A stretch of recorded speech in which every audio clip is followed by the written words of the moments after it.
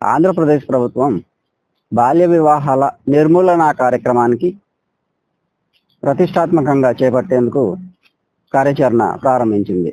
ఈ కార్యక్రమంలో భాగంగా ఎటపాక మండలం నెల్లిపాక సిడిపిఓ ఆధ్వర్యంలో జిల్లా పరిషత్ ఉన్నత పాఠశాల నుండి ప్రధాన కూడలి వరకు విద్యార్థులచే ర్యాలీ నిర్వహించి మానవహారం నిర్వహించారు.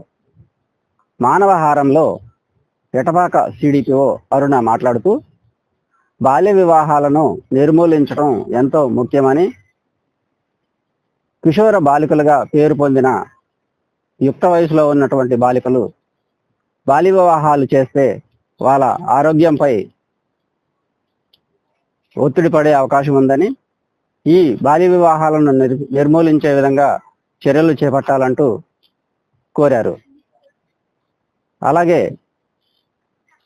ఎటపాక సర్కిల్ ఇన్స్పెక్టర్ మాట్లాడుతూ బాల్య వివాహాల నిర్మూలన, మద్యం, డ్రగ్స్ వంటి చట్ట వ్యతిరేక వ్యసనాలకు వెళ్లకుండా యువత అభివృద్ధిలో ముందుండాలని కోరారు.